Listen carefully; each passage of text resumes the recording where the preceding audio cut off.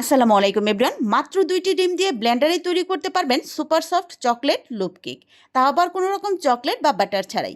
ঘরে থাকা খুব সামান্য কিছু উপকরণ দিয়ে মাত্র ৫ মিনিট সময় ব্যয় করেই এই চকলেট কেকটা তৈরি করতে পারবেন। আর খেতে দোকানের যে কোনো চকলেট কেকের থেকে অনেক বেশি ডিলিশিয়াস হয়। তাই অবশ্যই একবার বাসায় ট্রাই করতে পারেন। আর ট্রাই করে থাকলে আমাকে কমেন্ট বক্সে কমেন্ট করে জানাতে পারেন আপনাদের কেকটা ঠিক কেমন লেগেছিল। আর যদি ভালো লাগে তাহলে প্লিজ চ্যানেলটাকে সাবস্ক্রাইব করে রাখবেন। আর আজকের এই কেকটি তৈরি করতে আমরা যেহেতু কোনো রকম বাটার মিল্ক ব্যবহার করছি না, তাই প্রথমে বাটার মিল্ক তৈরি করে নিচ্ছি। বাটার মিল্ক তৈরি করার জন্য 3/4 কাপ দুধ নিয়ে নিয়েছি আর সাথে দিয়ে দিচ্ছি 1 টেবিল চামচ ভিনেগার। আপনাদের হাতের কাছে যদি ভিনেগার অ্যাভেলেবেল না থাকে সেক্ষেত্রে লেবুর রস ব্যবহার করতে পারেন।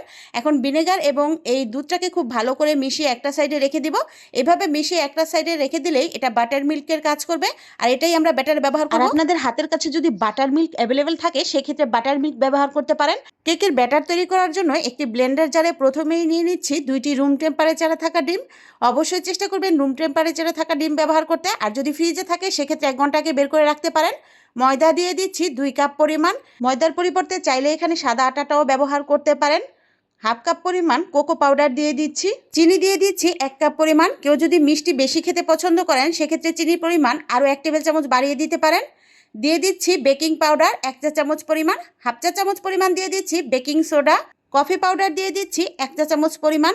1/3 কাপ সয়াবিন তেল দিয়ে দিচ্ছি। আর সাথে দিয়ে দিচ্ছি আগে থেকে তৈরি করে রাখা বাটার মিল্ক।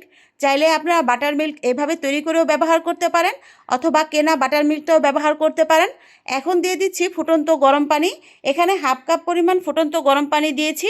অবশ্যই ফুটন্ত গরম পানি দিবেন, এতে করে কফিটা খুব ভালো করে মেল্ট হয়ে যাবে। এখন সবগুলো উপকরণ 2 মিনিটের মতো ব্লেন্ড করে নিব। অনেকেই কেক তৈরি করতে গেলে ইলেকট্রিক বিটার ছাড়া কেক তৈরি করা যায় কি না সেই প্রশ্ন করেন, আর তাদের জন্যই এই রেসিপিটা। আপনারা অবশ্যই এই পদ্ধতিটা ফলো করে ইলেকট্রিক বিটার ছাড়াই কেক তৈরি করতে পারবেন। ইলেকট্রিক বিটার সবার ঘরে না থাকলেও এইরকম ব্লেন্ডার আমাদের সবার ঘরেই থাকে, তাই এইরকমভাবে ব্লেন্ডারে ব্লেন্ড করেও কেক তৈরি করতে পারেন। নিশ্চয়ই দেখে বুঝতে পারছেন ব্যাটারের কনসিস্টেন্সিটা ঠিক কেমন হবে। ঠিক এই রকম ব্যাটারের কনসিস্টেন্সিটা রাখতে হবে, অতিরিক্ত পাতলা বা অতিরিক্ত ঘন রাখা যাবে না। এখন কেক বেক করার জন্য একটা কেক মোল্ড নিয়ে নিয়েছি আর কেক মোল্ডের নিচে আমি একটা পেসমেন্ট পেপার বিছিয়ে নিয়েছিলাম। আপনারা চাইলে লেখালেখির কাগজে একটু তেল ব্রাশ করেও নিয়ে নিতে পারেন। দিয়ে দিচ্ছি সম্পূর্ণ ব্যাটারটা অবশ্যই দিয়ে একটু ট্যাপ করে নেবেন। আর আজকের এই কেকটা আমরা গ্যাসের চুলায় বেক করব, সেজন্য আমরা একটা সিলভারের হাঁড়ি নিয়েছি। দিয়ে দিচ্ছি লেখালেখির কাগজ আর একটা স্ট্যান্ড বসিয়ে নিচ্ছি। কেকটা বেক করার সময় অবশ্যই এরকম স্ট্যান্ড বসিয়ে তারপর কেকের ব্যাটারটা দিয়ে দিবেন। এতে করে কেকের নিচের সাইডটা পুড়ে যাবে না, সব সাইড একদম পারফেক্টলি বেক করতে পারবেন। এখন একটা ঢাকনা দিয়ে এটাকে প্রায় 20 মিনিটের মতো লো হিটে বসিয়ে রাখবো। অবশ্যই চুলার হিটটা একদম লো হিটে রাখার ট্রাই করবেন। আর 20 মিনিট পর আপনাদের দেখিয়ে দিচ্ছি কেকটা কতটা পারফেক্টলি বেক হয়েছে। এটা দেখেই বোঝা যাচ্ছে যে কেকটা একদম পারফেক্টলি বেক হয়ে গিয়েছে। তারপরেও যদি না বুঝতে পারেন এইরকম একটা টুথপিক দিয়ে চেক করতে পারেন। টুথপিকটা যদি একদম ক্লিয়ার বের হয় তাহলে বুঝতে পারবেন যে কেকটা একদম পারফেক্টলি বেক হয়েছে। আমার টুথপিকটা একদম ক্লিয়ার বের হয়েছে, সুতরাং কেকটা একদম পারফেক্টলি বেক হয়ে গিয়েছে। এখন আমরা কেকটাকে নামিয়ে একটু ঠান্ডা করে নিব।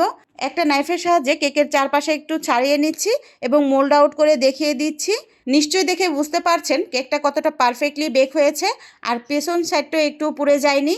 আপনারাও যদি পুরো ভিডিওটা ফলো করেন আপনাদের কেকটা এরকম পারফেক্ট হবে। এখন এই কাগজটাকে তুলে ফেলে দিচ্ছি আর কেকটাকে একটু কেটে আপনাদের দেখিয়ে দিচ্ছি কতটা সফট এবং মস্ট হয়েছে। তো আজকের এই কেকের ভিডিওটা আপনাদের কেমন লাগলো অবশ্যই জানাবেন। আর যদি ভালো লেগে থাকে ফ্যামিলি এবং ফ্রেন্ডসের সাথে শেয়ার করতে পারেন। সবাইকে অসংখ্য ধন্যবাদ জানিয়ে আজকের মতো এখানেই বিদায় নিচ্ছি। আল্লাহ হাফেজ।